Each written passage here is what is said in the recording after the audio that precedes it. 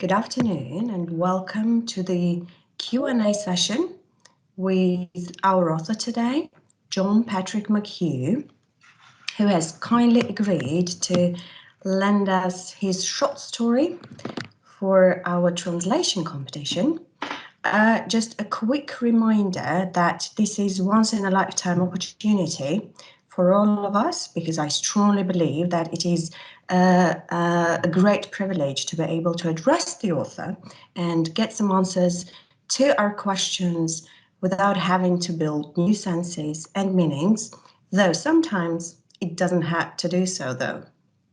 Okay, so without further ado, let me introduce our author, Jonon Pàtric Mackhugh, a very talented, exceptionally talented Irish writer. We have a long-standing tradition of working with talented Irish writers, and Rory is an example of that. So hopefully this is going to be a tradition for us to come. Jonon Pàtric is from Galway, Ireland, and his fiction has appeared in different papers and in different publishing houses. The short story that he has generously agreed to contribute to our annual Art and Craft of Translation competition comes from his debut short story collection, Pure Gold. Not only is Bonfire the shortest one in the collection, but it is also the opening one. John, to begin with, let me thank you for agreeing to lend us your story and for agreeing to meet us all today. It is a distinct honor of ours to be able to actually talk to you, to get to the bottom of the story. I don't know, uncover some hidden gems and read between the lines parts and get some answers. Thank you so much. And before, can you hear me well? Yeah, okay. Because your picture kind of froze, and I was thinking that probably. Okay, before actually giving the floor to the participants, I'm going to give them some time to gather their act together and pull themselves together, and I will ask you a question that concerns the story itself. I read in one of your interviews that Bonfire was actually the short story that your writing career has really taken off with. Is that really true? Is that really so? Well, first off, thank you so much for having me.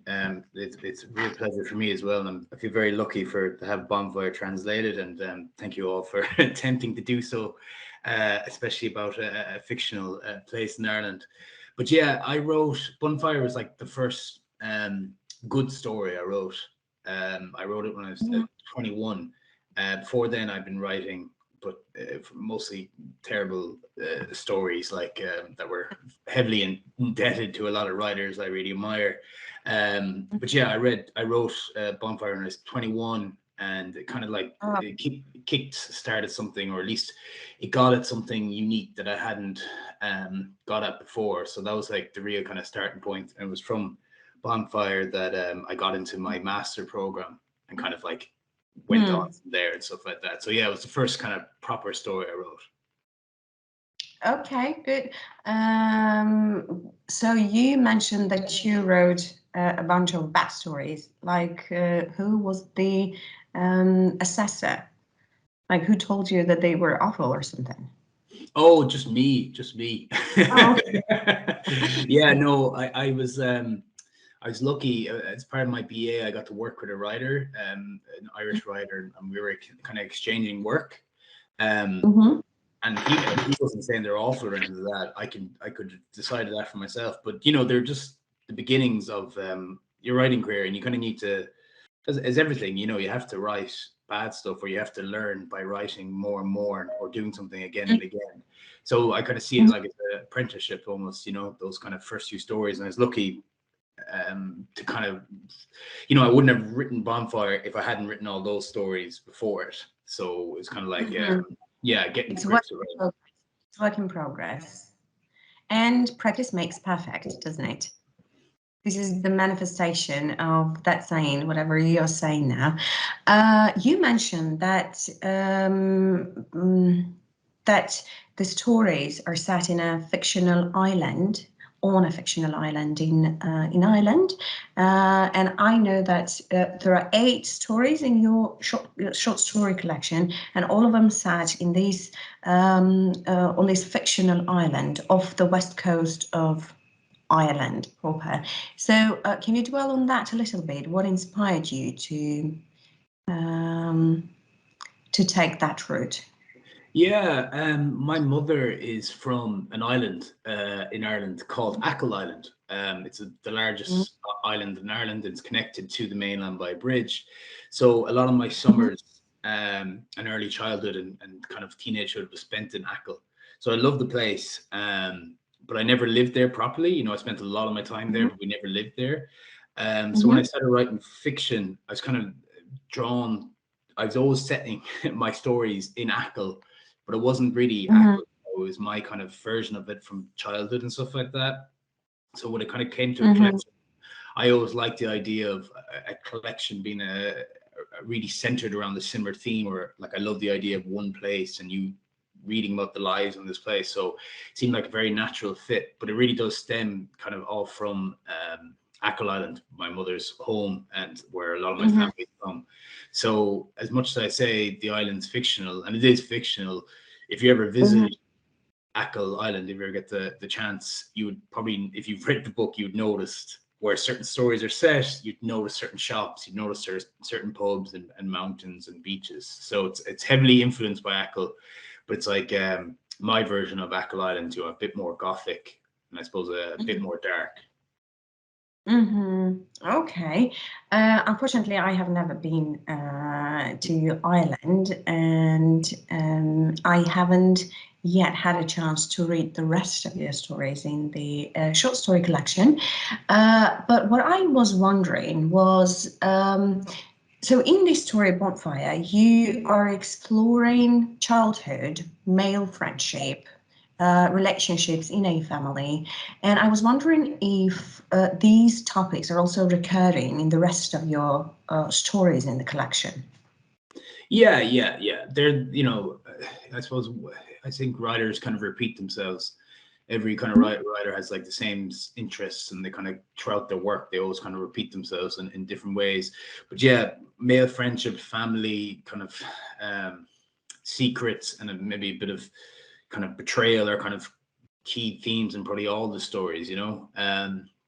I'd like to think they're all very different, and I do think they're all different in how they're written and how they're told. But yeah, the themes of Bonfire definitely kind of reverberate throughout the rest of the collection as well. And it's kind of like unconsciously, you know, I'm always kind of drawn to those same kind of ingredients. I find them really interesting. And like, yeah, and characters from this story do kind of pop up in other stories as well in ways. So it's, yeah, without thinking about it, those are kind of the main themes of probably the whole collection, really, when I kind of boil it down. Okay, so when reading the story, I couldn't help but think how lucky I was not to be among the participants who actually have to translate the story, because it is quite challenging. Not only in that it does have a lot of slang and, you know, background information, like cultural information hidden in it, etc., but it is very descriptive. It is ample with a lot of metaphors and different devices of stylistic coloring. And I don't know, kudos to all the participants who have actually set off on a journey to translate it. And kudos to us, the members of the jury, who are going to check all those translations and assess them. But it is a beautifully written piece of literature. And again, on the one hand, it is very challenging, but on the other hand, I think that it is a great privilege to be able to actually try to translate it. And I think that childhood is, for every person, is the happiest. Predominantly, for the overwhelming majority, it is supposed to be the happiest period in a person's life. But in your story, it seems to be quite sad. The narrator losing his mother at a very young age, and him trying to figure out his relationship with his friend Terry and his brother, his father, etc., etc. So that is quite. I mean, I wonder where this comes from. Like, did you do some research, or does it? Do you base it on something else, like that kind of? Well, first off, I am very, very sorry to the translators for any for the slang and the very Irishness of the story. And I have a few words I've made up, and I never really, explained them. So I do apologize, but I'm very grateful for people. No, you don't. You have nothing to apologize for. You have nothing. This is, part of the fun, isn't it? Yeah, that's what I think, definitely. I suppose, so much of the story does come from my own childhood. I suppose not so much maybe the big, broad dramatics. My mother's still alive, and I haven't set too many bonfires in my life. But I suppose I was so interested in childhood, in particular how you don't really understand power dynamics. You're all when you're like 7 or 8 or 9, you're all pretty much the same when you're in school together. I never thought I was better than anyone or someone was better than me. I had no concept of money or wealth or whose father did what or whose mother did what. And I suppose I was really interested in that idea of Terry is seen as lesser because he's from a lower class, and he's called it's an Irish kind of insult, a very, very horrible term. So I suppose that did come from real life, not so much it happened, but more that it's something I noticed and something I was always kind of saddened by and curious. It made me really curious to figure out where does it start? Where do a child start viewing their kind of their comrades or their friends as like above and below them?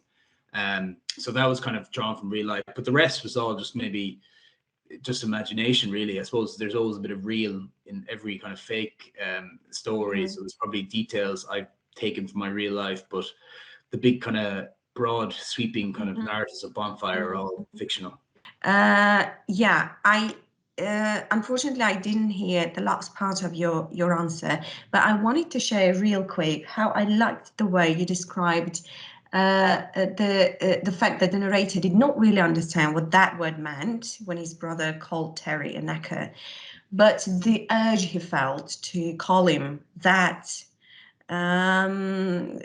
every now and again. So despite the fact that he didn't really understand that, but he wanted to call Terry that word. So this is how your family can influence you and form the person you are.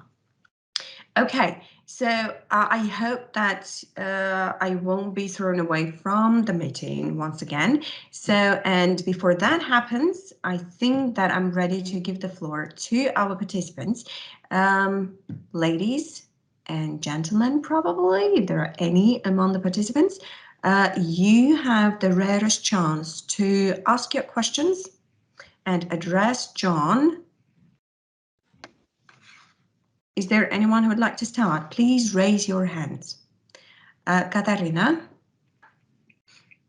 Can you hear me? Can you see me? Yes, Kaju. See you and hear you perfectly well. Yeah. Thank you. I found your story really fascinating and actually challenging to translate, and I've got a bunch of questions, but I'm thinking about just giving you one or two. So my first question, was the boy, the main character, aware of his mother's health condition when he saw her totally bald on the front step? I mean, was it his first time seeing her in that state? Yeah, he would have been aware she was sick at that stage. I suppose he was probably sickened by her. I'd imagine he wasn't. It's very hard, I think, when you're that young to process sickness and illness and kind of frailties. So I'd imagine it was easier for him to view her as like completely wrong rather than feel like a tenderness, you know, as one would have later on in life, to think upon your poor sick mother and how hard she's struggling. So it's that embarrassment he has for her, this idea of her being almost weak in her sickness. So that's where that kind of moment where he kind of wants to get away, doesn't really want Terry to see his mother. Okay, thank you. And another question. There was a sentence that was the way we have to end our song. The first pages, if I'm not mistaken. Does the main character mean to end the thing with lighting the fires, or he wants closure from Terry, wants to end their summer adventures? Yeah, I kind of suppose I'm leaving that up to the reader. I'd probably think it was the second option. End their song is kind of almost to end their friendship, end their summer, end their kind of boyhood together. Because I think at least I feel like when I think of these characters, I have a feeling like that narrator is going to ignore Terry in the coming years, that he's going to really firmly see Terry as beneath him. And I think Terry probably knows that as well. So I kind of saw that as like up to the reader, but my feeling would be it's kind of an idea that he's ending the friendship and also ending maybe being a boy, being a child. Oh, that's really deep. That's really. And another question, that was sentence. Terry clutched my good hand, and we sat there all night, on top of the roof, sobbing out sweat. I like this phrase, sobbing out sweat. It's really nice, stylistically. Am I right seeing here two boys who wanted to be strong for each other, in front of each other, so they pretended not to cry, rather to sweat, didn't they? Yeah. Thank you.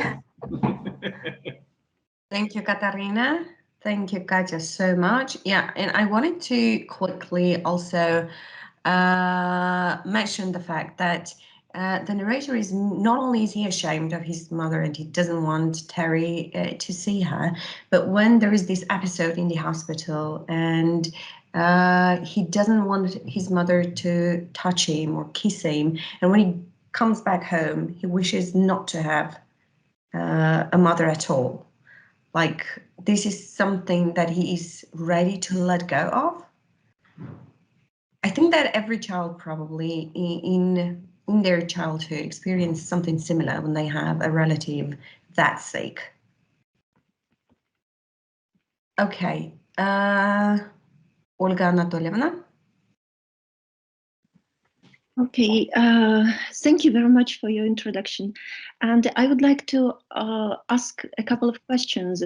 And you know, I'm not a translator, I'm an interpreter mainly. And we are usually contriving different interpretations. And I would like to check if I'm on the right way to the maybe possible message of this story. So the first thing, I have an impression that the story is about different ways of grieving. So different ways of coping with grief. So you can exhaust yourself as dad there. You can have sort of normal way like his brother, but for a child, it's always a kind of special kind of a way of experiencing and the mixture of different feelings, and this experience which is actually puzzling for himself and cannot be expressed in words. So is it this story about experiencing and living through grief, living through loss, and the sophisticated actually mixture of emotions which these boys are sharing together, so not trying to find the right way to how to call their feelings and doubting themselves, etc., etc. So, and with this, I would like to ask you, what is the actual age of boys? The second, maybe mad idea, is connected with the fact of bonfires. Of course, we all remember that in Ireland it's a sort of realia, and I was thinking about sowing maybe, and commemoration of dead maybe, or is it a mad idea maybe to think about revisiting relatives past or anything else? It's just the mad idea, but maybe it has some roots in some archetypal or traditional ways of expressing themselves.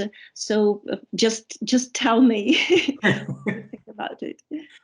Yeah, I suppose, well, the first one, it's funny because it is a story about a bonfire, and that is how I started writing it. I wanted to write about two boys lighting a bonfire, but then naturally enough, that wouldn't be too exciting. And then I also wasn't as excited about describing a bonfire as I thought I might be. And because of that, I started to explore these characters, and I always had the narrator not having a mother. I was just always interested in that relationship of a father and a brother at home. And the idea of grief then did begin to just like seep throughout the whole bonfire. And again, you could read the bonfire whatever way you want to look at it. And I suppose what was really interesting to me when it came to the grief was they're about 8 or 9, the boys, so they're quite young, but you know, they have a bit of life to them. Like I can kind of remember everything since I was 8 or 9, so I kind of, that's why I wanted them to be that age. But I also remember at that age a dog, one of my dogs, dying, and the pain of that grief was completely equal to the pain of my granddad passing. And it's almost absurd to say it out loud that a dog life is as valuable as a human life, or that their grief is the same as that grief. And when you're an adult, that isn't true, but when you're a child, I think it is true. So I was really interested in that idea as well. And what does the grief mean? And as you pointed out, what it means to the father, what it means to the brother, and then what it means to them too. And I kind of wanted that be always in the background, with the bonfire at the forefront. And in terms of what the bonfire means, or why I brought up the bonfires, in Ireland, we just had a history of bonfires. Even, okay, you can go back to pagan times and what it means for religious or spirituality, but I was just thinking of my own childhood. Since anytime I used to hang out in the States with my friends, we all just wanted to light fires. We'd want to get stuff and just start lighting fires. And it's such a weird primal urge. And I just remember it was such camaraderie between boys and girls, where we used to gather stuff to start a big bonfire with no real purpose behind it. So that was the idea of the bonfire in that regard. I didn't think too deep about it, but as you pointed out, it all kind of connects, you know, kind of without thinking about it, or unconsciously your writing kind of weaves together. So the idea of what a bonfire represents is kind of, I let it up to the reader, but the grief really is kind of the main drive of a lot of the actions in the story. Thank you so much. Thank you. Thank you so much, Olga Anatolievna. Okay. Are there any other questions? Uliana has a question, and then Bogdanova Alex. Hello there. Hello, and I'm really grateful for this opportunity to ask our questions and get some answers. And thank you very much for this story filled with very complicated emotions. I have really 3 very short questions. They're really specific. The first is about this chapter after the funeral. During the dreams afterwards, my brother stole me from the arcade machine. Is it a real arcade machine, or is it the metaphor of this life like theater or like an arcade machine? No, very real. Arcade machines in the back of pubs in Ireland. Kids used to be playing with them while parents be in the front having a few drinks. Thank you.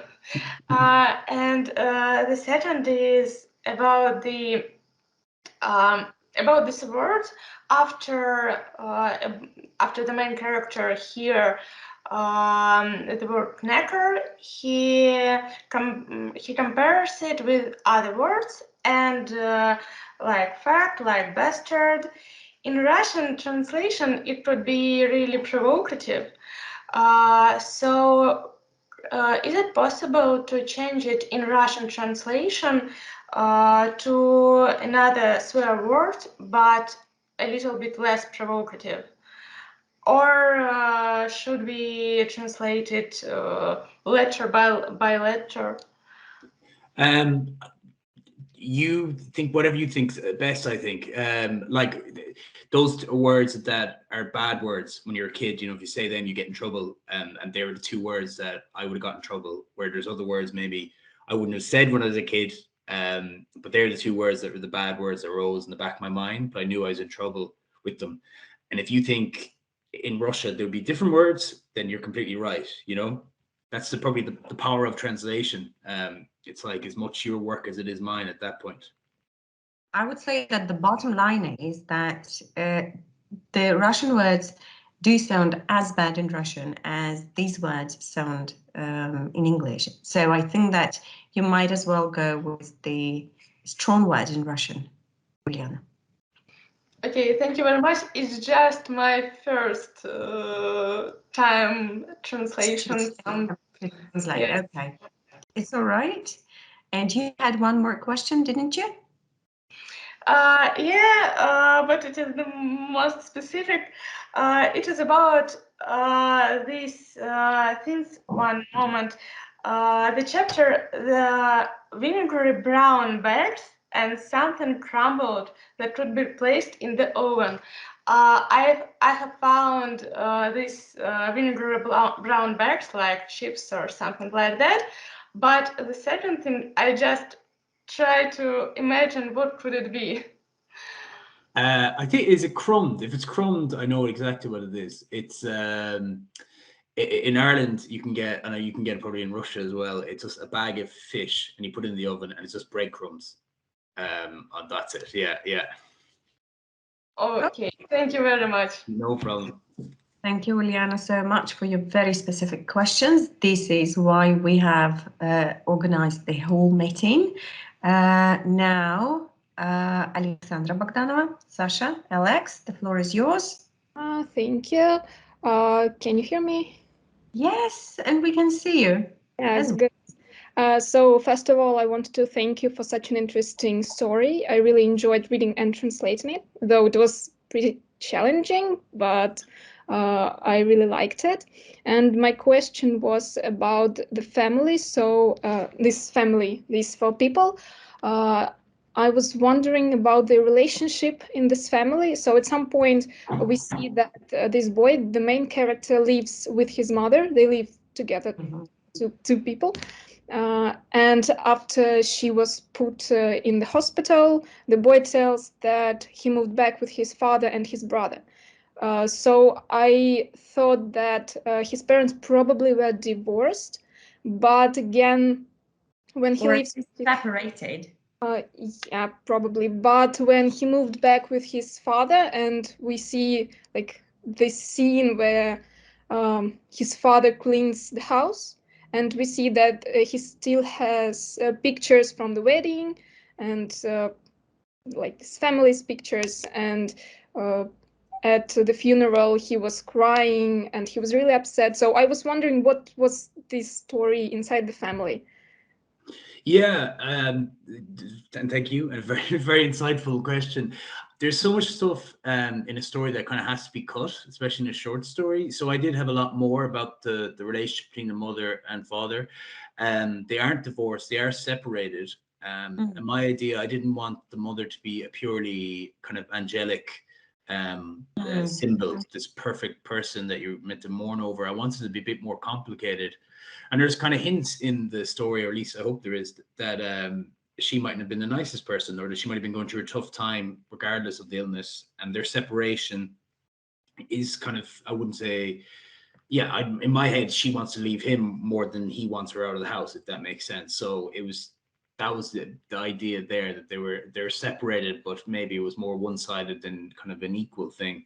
And I suppose even if you think it was an equal thing, I still think you know, just because a relationship ends doesn't mean it doesn't mean anything anymore, you know. And I kind of wanted that as much as an idea of a family being staying together was important for the father, as probably as much as the relationship was. So like that bit where he's cleaning the photos, I was just really kind of interested in kind of what photos are kind of kept above fireside. You know, these kind of like can't be holiday photos like of the two boys and the parrots. That to me was just really as important as the wedding photo kind of thing. But yeah, they're separated, and that's kind of where the relationship's at. Okay, and one more question about the family again. As far as I understand, she wasn't like the perfect mother either, because at some point we see that she was screaming at her children and stuff like that. Yeah. So I don't go into too much detail in the story, but yeah, that was my idea. I just didn't really want to write a story where the mother character is like almost a symbol for like a Virgin Mary or something, you know, something incredibly holy, where she's without flaws and she passed away and it's very sad. I want it a bit more complicated than that. And that's not to say I wanted the mother to be this bad person, and she's not a bad mother. She's probably just a stressed mother who's found herself to being very sick. And that to me is just more interesting than someone who's just, you know, purely good, you know, because no one's purely good. Everyone has flaws. Okay, thank you very much. Thank you. Thank you, Sasha. And I think that the fact that the father keeps those photos and the way that he grieves are the indications just of the fact that he's still in love with her, because you can be separated, but it doesn't mean that you stop loving someone. Before we actually move on, John, I don't know whether it's just me or probably it's just everybody else's connection, but your picture has been frozen for quite some time. Can I ask you to just maybe switch off the camera and switch it on back again? I hope it wasn't stalled in a very funny position. No, it was. The pose was really good. Yeah, it was just a framed picture of you. Okay. Yeah, the main thing is, and the best thing is that your mic is on and you can answer our questions. Oh, I think I got it there. Oh, all right. There you go. Great. Okay. Katya has a question. Katarina? And here I am. So the first page you mentioned the backyard smokers of the clinic. The clinic you meant it's an allusion to an Irish television medical drama series, yeah, or it's just some kind of hospital nearby. It's the clinic is it's a pub in Achill, and it's originally called Mickey's, but because of the clientele they call it the clinic. So that's it's a pub. It's a pub? Oh my. Yeah. And another question. The stack of newspapers that I had spied and loved around the back of Sweeney's, is it just a surname of some kind of landlord or an owner of the house, or it's just some kind of Irish regalia? Yeah, I suppose in Ireland it's very common for kind of like big supermarkets to be owned by a family, and it would be, you know, the Sweeney's or Maguire's or Maher's, you know. So it's just the name of the big shopping big shop on the island is called Sweeney's. I found everything except of that. It's like barber shops in UK, some points in the USA. So yeah.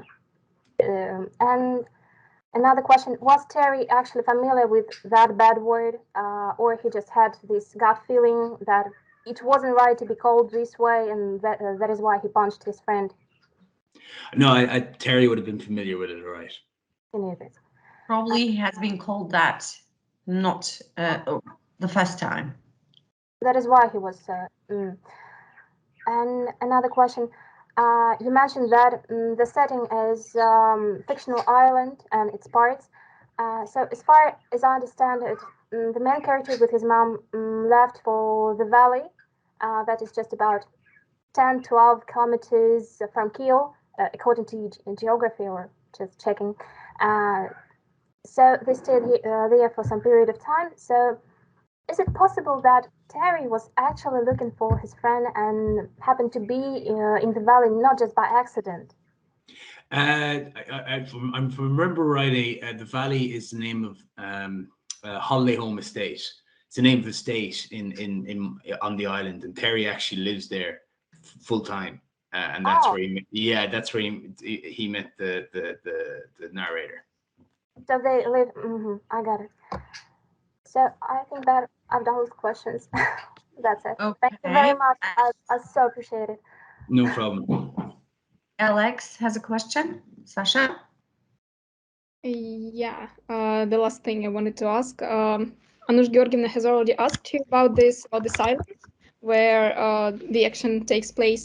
So just one more time to be sure. I've just spent one time at some point. I've spent like half an hour trying to find this island on the map because I didn't know it was imaginary. And after I've read some articles about your works, I understood that probably it doesn't really exist. So this is true, I guess. So I was wondering, does it have like a name, or should we just translate it literally like an island? Yeah. So if you want to get a sense of what the island looks like, you can go to Ackle Island on Google Maps and just put yourself anywhere there, and you'll get a sense of the place. It's not my island, but it will give you a sense of the place. But yeah, my island is called simply The Island. I wasn't smart enough to come up with a snazzy name, so it's just The Island. Okay, thank you. I think it does the trick, though. I think it does the trick, though. I mean, to call a thing is just, not the, on the one hand, it's the most obvious way to go with it, but on the other hand, it's quite intriguing. So when I think that in translation, it's gonna sound great as well, like Ostrom. Why not? Okay. Thank you, Sasha. Any further questions?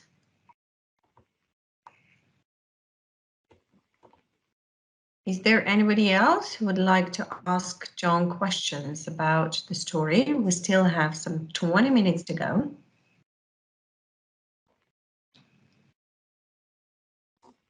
Vika video? No, she changed her mind.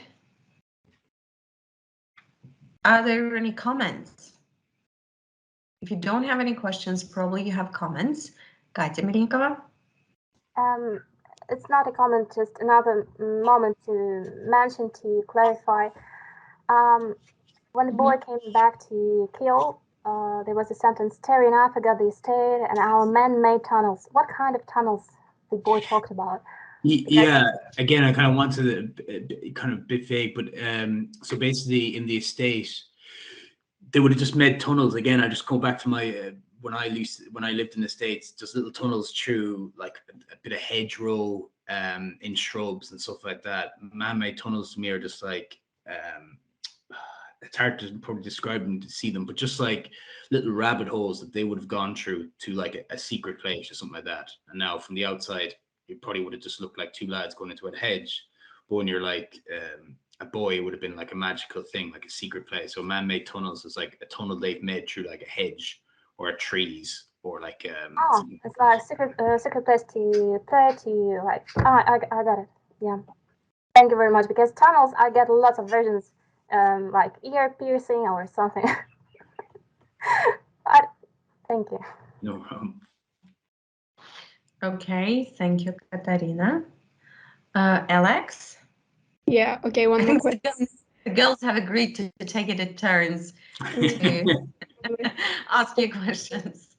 So my next question is, I can't recall the main character's name, because I guess there wasn't any name mentioned in the story. So I was wondering, does he, I think he does, but does he have a name, or is there any purpose of not naming him? Why doesn't he have a name? I think he does have a name. I can't recall off the top of my head because I feel like I have it in another story, his name, but just he didn't have a name for this. We stumble across his name in this story anyway. I don't recall his name as well. Yeah, I can't recall his name. I suppose my idea was just suppose you can get very misty about writers, but it was just purely I was thinking of readers. I was like, there's a lot of names here, and I kind of wanted that Terry and I, to almost dominate the whole story, that kind of like a refrain. It was kind of, yeah, so it was purely because I love that Terry and I didn't really want to get another name in there. I thought that was enough. So it was just purely for that. I thought it'd be funner for a reader, or more like, yeah, just sensuous or something like that. If it was just this I and Terry. Okay, thank you.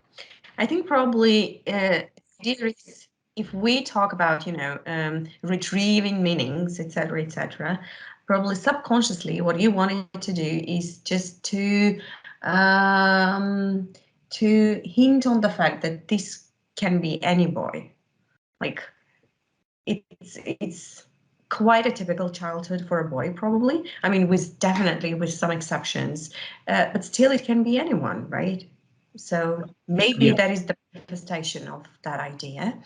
I actually had the same thought, because I thought there was some deep meaning in this, but I guess it's just feeling that everyone has to have meaning. So yeah, okay. Thank you, Alex. Olga Anatolievna. Okay, I've got a couple of more questions. I was actually puzzled at the moment, at the episode when they met Brandon Hare, and his name is Hare, so it's connected to some kind of animal, and something has been done to him. What was it exactly? Because he mentioned that he was like a craftsman, lace, etc., etc. So what was it? What was their attitude toward this person? Why did he appear? And the second question is about your experimental style of writing. I found the very beginning of the story sort of different to the rest of the story, which is actually more clear as for the plot. And it's important for me, I think there's a sort of juxtaposition between the very initial part, when we are asking ourselves what is going on, why are they in such a ruined state, and what are they doing actually, and then we've got sort of answers to these questions. But at the same time, I found that you still persist in making direct speech inserted into the flow of narration.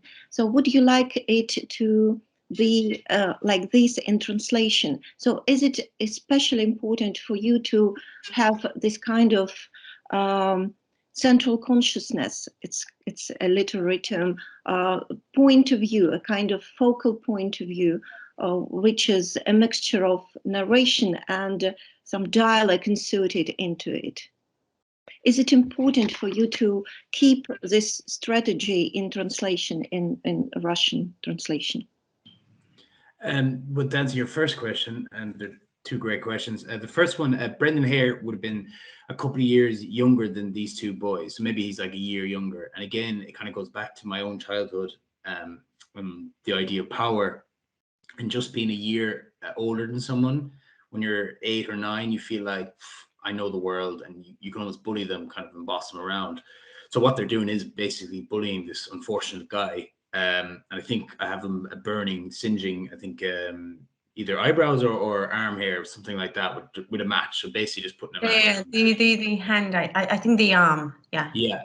So that's what happened. And he just unfortunately walked across them, and they're two kind of boys in the summer, and that's it. So it just kind of came from that idea of when I was a kid, and being very frightened of 10-year-olds when I was 9, you know, that kind of thing. And the second thing, my whole idea for the story and how it all kind of began, I wanted to kind of tell the story. In one paragraph, it would be about the day of the bonfire, and in the next paragraph, it would give you an idea of why they're building the bonfire. So it would have been that rhythm throughout, where it's like the next paragraph doesn't naturally lead on from the previous one. It goes back in time, or it goes forward in time. So that's always my idea, and I wanted them to be very contained paragraphs with the dialogue, for each one is in that block of writing, rather than, you know, hanging down or anything like that. So that was always my intention, because I just thought it just would read well. and I wanted to see if I could get away with telling a story both backwards and forwards, if that makes sense. Thank you. Thank you very much. Thank you. Thank you so much. Okay, still some time for a couple of more questions or some comments. Seems like our participants have run out of their questions, which is, I think, a good thing, because it means that they have now the understanding of the story, or at least a better understanding of the story that they had before the meeting. Okay, then. So if there are no more questions left, and if the participants have run out of their questions, I think that we can call it a day. John, thank you so much once again for agreeing to lend us your exceptionally talented piece of literary work. And thank you so much for agreeing to meet us today and answer our questions. So once again, we have a long-standing tradition of working with talented Irish writers. So let's hope that this is just the beginning of fruitful collaboration, and this is just the first meeting of many more meetings to come. Thank you so much. Thank you, John. Thank you so much for having me, and thank you so much for undertaking this. I feel very honored and very excited to see the results, even if I can't read them myself. Yeah, we will show the results, and let me just remind everyone that the winner is going to get that translation published in our journal, and this is, I think, is quite an achievement for anyone, let alone the translators who are just beginning their journey. So yeah, this is going to be a great fun. So thank you, John, so much once again, and thank you, everyone. I think that we can finish now. Thank you. Bye, John. Bye-bye. Thank you. Bye-bye. Thank you.